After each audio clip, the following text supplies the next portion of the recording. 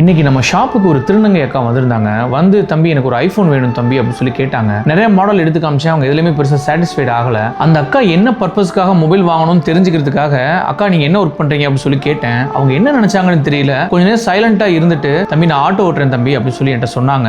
எங்க மாதிரி திருநங்கைகள்ல ஒரு சில பேர் பண்ற தப்பால எங்க ஆட்களை நிறைய பேர் தப்பா நினைக்கிறாங்க. ஆனா இப்ப அது எல்லாமே மாறிட்டு வருது தம்பி. எங்க ஆளுகளையும் நிறைய பெரிய பெரிய போஸ்டிங்ல இருக்காங்க. பாக்குறவங்க கண்ணோட்டம் எல்லாமே இப்ப நல்லா இருக்கு. அதை கேட்டுட்டு அட ஆமாக்கா நீங்க சொல்றது சரிதான், பட் ஆனா வந்து இந்த உலகத்துல கெட்டவங்களோட நல்லவங்க நிறைய பேர் இருக்காங்க அப்படின்னு சொல்லிட்டு அவங்களுக்கு ஒரு சூப்பரான ஒரு மொபைல் ரெக்கமெண்ட் பண்ணேன். வாங்கிட்டு அந்த அக்கா கடைசி ஒரு விஷயம் சொன்னாங்க, தம்பி இந்த மொபைல் எனக்கு இல்ல தம்பி என்னோட பொண்ணுக்குன்னு சொன்னாங்க. அதை கேட்டவொன்னு எனக்கு ஒரு பயங்கரமான ஷாக். ஆமா தம்பி எனக்கு தெரிஞ்சவங்களுக்கு ஒரு 3 பொண்ணு இருக்காங்க. அந்த 3 பொண்ணுல ஒரு பொண்ணு எடுத்து நான் வளர்த்துக்கிட்டு இருக்கேன். அவங்க ரொம்ப கஷ்டப்படுற ஃபேமிலி தம்பி. பாப்பா இப்போ 12th படிக்குது. உங்களோட வீடியோஸ் எல்லாம் பார்த்து உங்ககிட்ட தான் மொபைல் வாங்கணும் அப்படின்னு சொல்லி கேட்டாங்க. 12th நல்ல மார்க் வாங்கினேன் அப்படின்னா உனக்கு நான் மொபைல் வாங்கி தரேன்னு சொல்லியிருந்தேன். அதான் தம்பி மொபைல் வாங்க வந்தேன் அப்படி சொல்லி சொன்னாங்க. நான் அவங்ககிட்ட என்ன சொன்னேன்னா, அக்கா இன்னும் 12th எக்ஸாம் இப்போதானக்கா நடந்துட்டு இருக்கு, அதுக்குள்ள வாங்க வந்துட்டீங்க அப்படின்னு சொல்லி கேட்டேன். தம்பி எனக்கு தெரியும் தம்பி என் பொண்ணு நல்ல மார்க் வாங்குவான்னு அப்படி சொன்னாங்க. கேட்கும்போது செம ஹாப்பியா இருந்துச்சு.